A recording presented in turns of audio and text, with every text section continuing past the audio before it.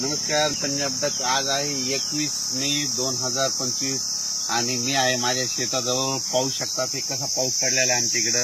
म्हणजे जवळपास 10 दिवस झालं सारखा पाऊस चालू आहे। हे वडे नाले आमचे बांध फुटले।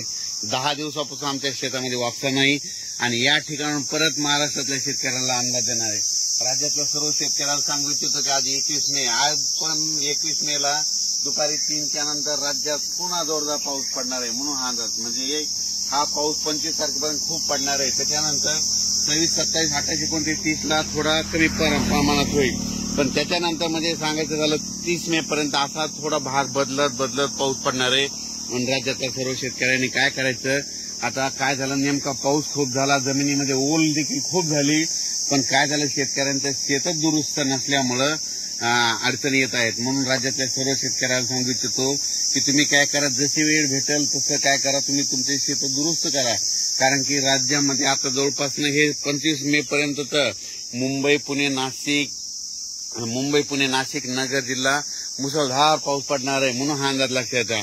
आज देखील मुंबईला मुसळधार पाऊस असणार आहे। मुंबईकरांनी सतर्क राहण्याची गरज आहे। म्हणून हा अंदाज लक्षात आहे। आणि राज्यात मात्र दररोज 2-2 दिवस प्रत्येक ठिकाणी मुक्काम करत हा पाऊस संपूर्ण राज्यावर पडणार आहे। विदर्भात पडणार आहे, पूर्व विदर्भात पडणार आहे, मराठवाड्यात पडणार आहे, पश्चिम महाराष्ट्र, उत्तर महाराष्ट्र, दक्षिण महाराष्ट्र, कोल्हापूर इकडे सगळीकडेच पडणार आहे। म्हणून हा अंदाज लक्षात घ्यायचा।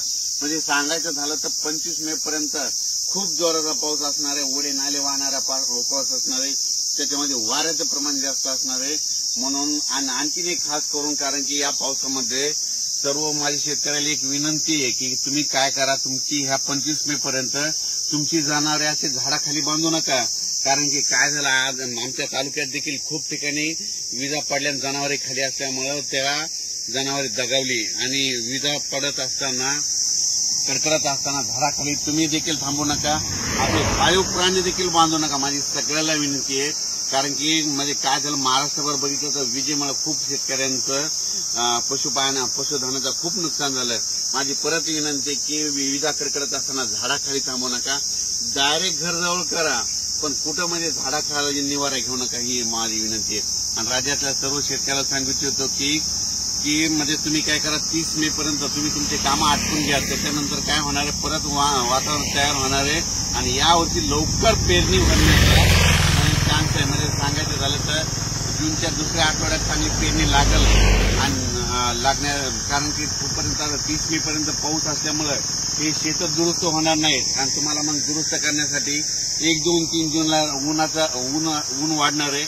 1, 2, 3च्या दरम्यान थोडी उकार भेटणार आहे। त्या सर्व शेतकऱ्यांना आपण आपले कामे करून घ्यावी। अचानक वातावरणात बदल झाला तर लगेच एक मेसेज दिला जाईल। धन्यवाद।